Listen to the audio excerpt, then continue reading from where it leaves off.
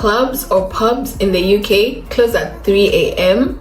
I don't want to say too much, but as a Kenyan, 2:30 is when I'm leaving the house. The Brits know how to keep their time. When a bus or a train is said to leave at 10:04 a.m., guys, best believe that vehicle is leaving at that specific time. But in Kenya, you will go to where you're going when that matatu comes. It could be late, it could be early, but it's all dependent on the matatu.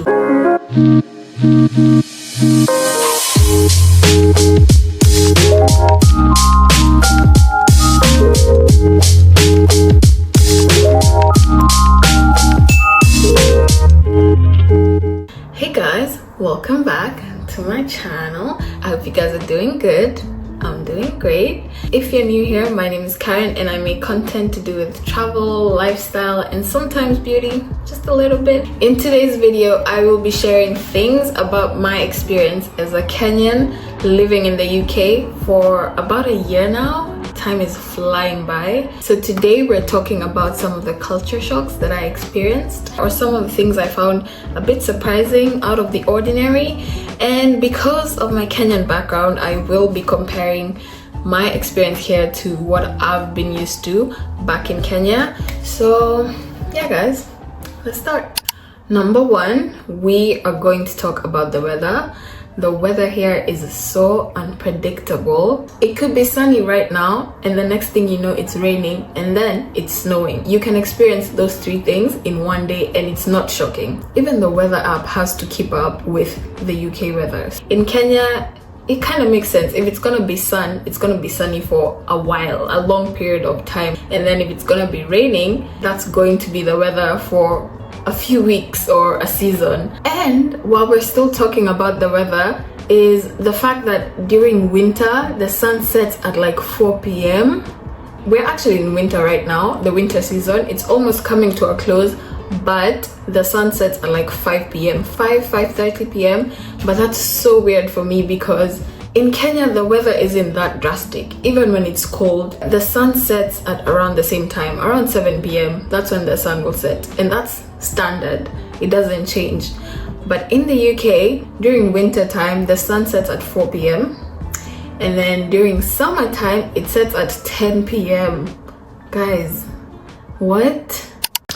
Next up, let's talk about the food. Something I've noticed is that the Brits, obviously, they love their tea, they love their coffee.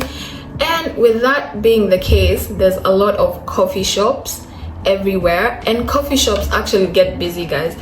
Back home in Kenya, I don't think we have a lot of coffee shops, like restaurants that are dedicated to just selling coffee and maybe pastries. That's not very common in Kenya. And even if they're there, they're not as popular as they would be here. Coffee shops are so popular here, guys, that people actually queue outside the coffee shop just to get some coffee. Okay, the love for coffee I get, but queuing outside, and it's long queues, guys. It's not like just 5 people outside the door. It could be 20 or more. Brits love their coffee and their tea, and yeah, those shops do really well here. The other thing I noticed was that British snacks are more salty than usual. Things like crisps, even though the flavor shouldn't be the salty flavor, they're quite salty. I think when I got here, because I came here for school, a lot of my classmates were complaining about the same thing. They keep saying how the snacks here are so salty. Everything, peanuts, crisps, mostly those two, but I find them too salty. Next up is social interactions. Kenyans in general, I'd like to say, are very friendly people. We say hi to almost everyone and it's common. It's actually quite uncommon for you not to say something. For example, the security guards at the gates, most Kenyans are gonna say hi at least. Or even a cashier, they'll say hi before they get the service that they want. It is so common for a Kenyan to meet a stranger today for the first time and have a conversation like they've known each other for a really long time. And I'm not saying that they're not polite, because they're very polite actually, but they won't talk to you unless it's necessary. And if they have to talk to you, they'll actually get to the point.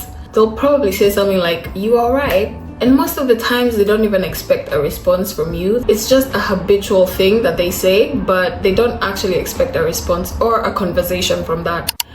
Guys, timekeeping. If there is one thing I actually really appreciate about the UK is the fact that they keep time. Sometimes I don't appreciate it, but I appreciate it in the sense that that concept applies to even public transport. Don't get me started on Kenyan public transport, because guys, matatus in Kenya, for those who don't know what a matatu is, they are the vans or buses that are used as public transport in Kenya. And let me tell you about matatus. Matatus come when they want, okay? The matatu is the real MVP. Even though you're paying fare, you'll wait for that matatu, guys.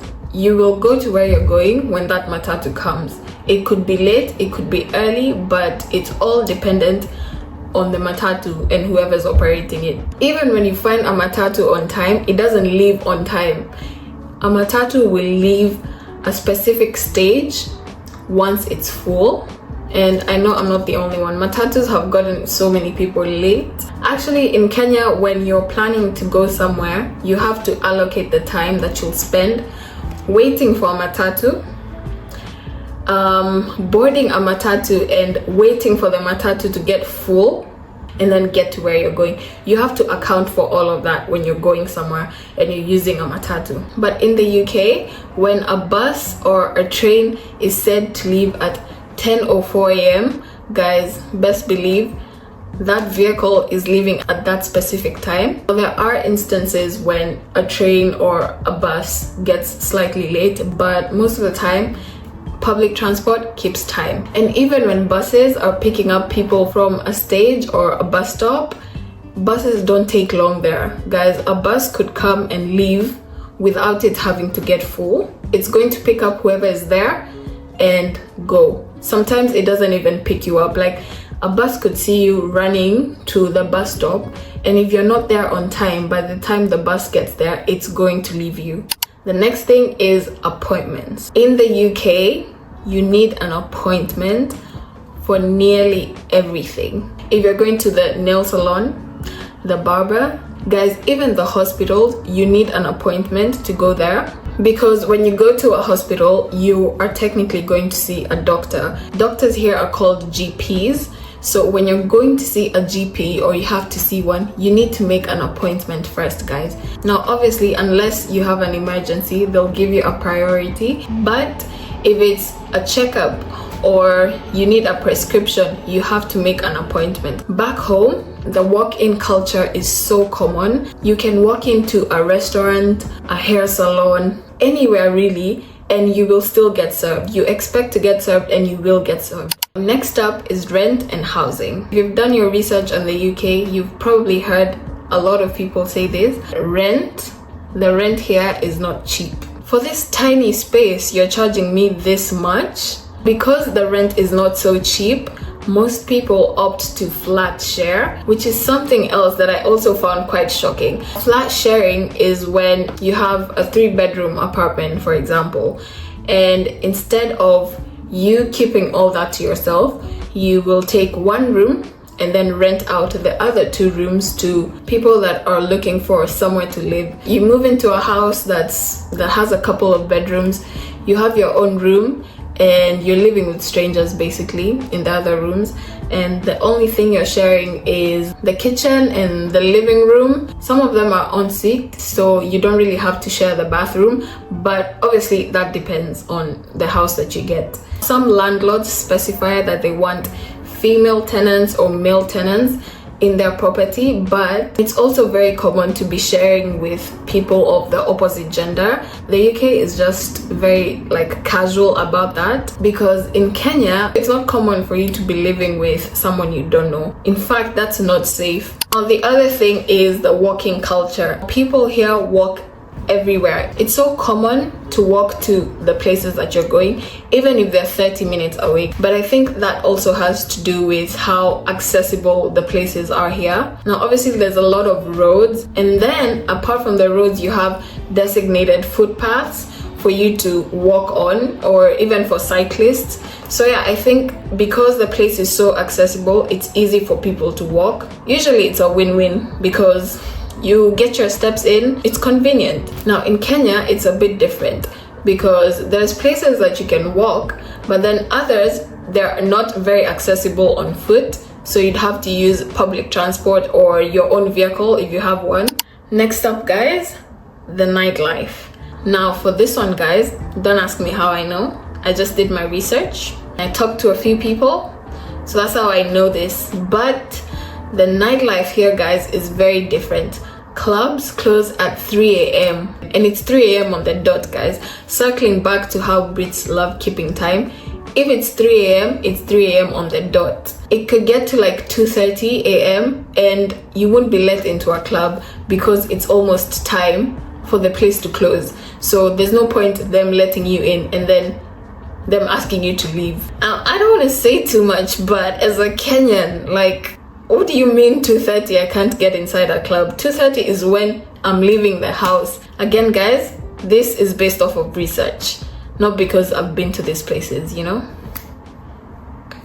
Now, lastly is queuing. If there's something that Brits love, is making a queue. For everything, guys, you'll find a queue at the grocery store, in a club, guys. Even in the club, they make a queue outside the door. When you're getting into a bus, people will make a queue to go in. It's sort of an intuitive thing that they do. If they just get to a bus stop and they find you there, they'll automatically go behind you. But in Kenya, queues don't happen unless there's measures put in place for that queue to actually be successful. Unless you find those queue, like crowd control stands, or someone physically getting people in line, Kenyans won't make a queue. It's not something that just happens. So Kenyans, please don't come for me because we all know this is the truth. The Brits have beat us when it comes to that.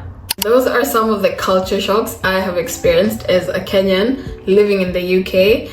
Let me know in the comments if anything I said was surprising to you. I hope you guys liked this video. Don't forget to subscribe if you haven't. We're on the road to 2,000. So if you haven't subscribed and you've made it this far, please consider subscribing. And I'll see you guys on my next one. Bye.